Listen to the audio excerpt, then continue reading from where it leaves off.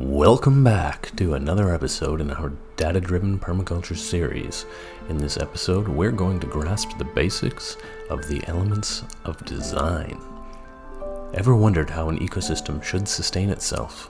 Well, I can assure you it's not just about sipping tea and watching the flowers bloom. Coming up, we'll unravel the mysteries of what elements need to thrive, and more importantly, how they can support each other. Crafting an ecosystem, whether it's regenerative, syntropic, or just generally sustainable, is no walk in the park.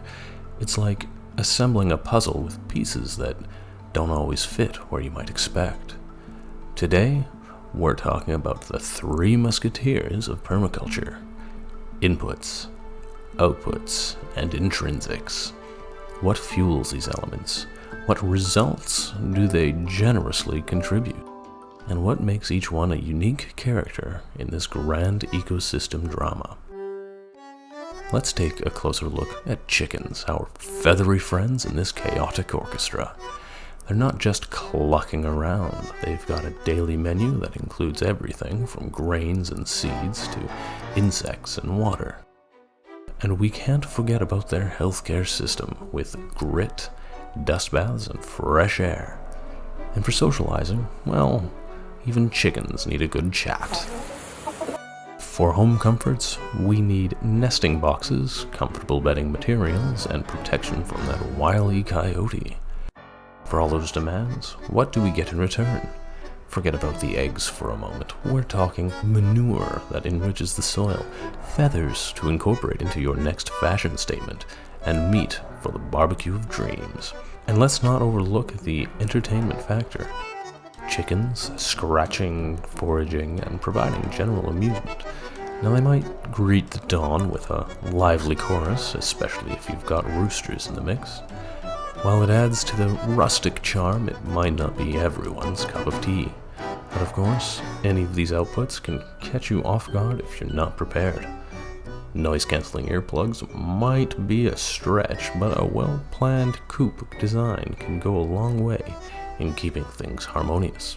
Intrinsic to chickens are qualities to keep in mind when selecting a breed: egg size, color, broodiness, temperament, noise level, foraging behavior, plumage, and climate tolerance.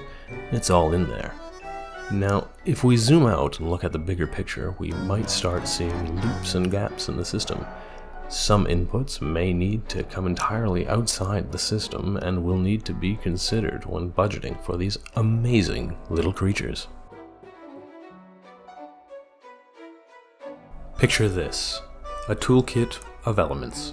Chickens, trees, ponds, even windmills and solar panels. Now throw in some connective strategies attached to, beside, around, and my own addition, functioning as. It's like playing Lego with Mother Nature. Once we have our complete list, we randomly select two elements, say chickens and compost mounds, and connect them with a strategy like over. What do you get? Chickens providing nitrogen-rich manure for the compost, while the compost mounds become a Michelin star restaurant for our feathered friends.